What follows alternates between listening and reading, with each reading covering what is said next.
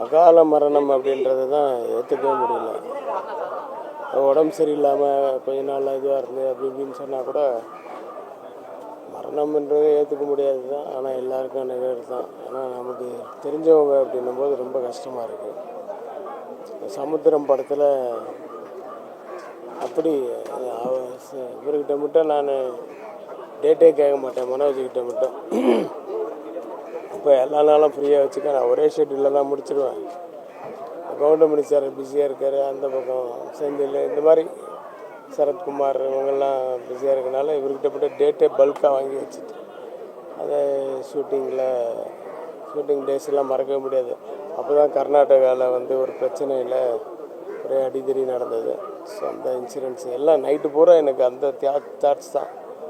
அவர் நடித்தது, இது பண்ணது, ஃபைட் பண்ணது, அந்த எண்டு சீனில் தங்கச்சிக்கிட்ட பேசுகிறது, இதே தாட்ஸ் தான் எனக்கு. ரொம்ப நல்ல ஒரு இது. அந்த படத்தில் வந்து அவர் ஷீல்டு வாங்கினார் கமல் சார்கிட்ட. அதாவது அந்த படத்துக்கான ஒரு 100 days ஃபங்க்ஷனில் கமல் சார் வந்து எல்லாருக்கும் ஷீல்டு வாங்கினார். சார் இதான் சார் என்னோடய முதல் ஷீல்டு அப்படின்னாரு. ரொம்ப அது அடிக்கடி எங்கே பார்த்தாலும் பேசிகிட்டு இருப்போம். ரொம்ப நெருக்கமான ஒரு தோழர். ஆனால் இது வந்து 48 வயசில் அப்படிங்கிறது வந்து மறக்க முடியாது. அவங்க அப்பா பார்க்குறதுக்கு தான் முடியல.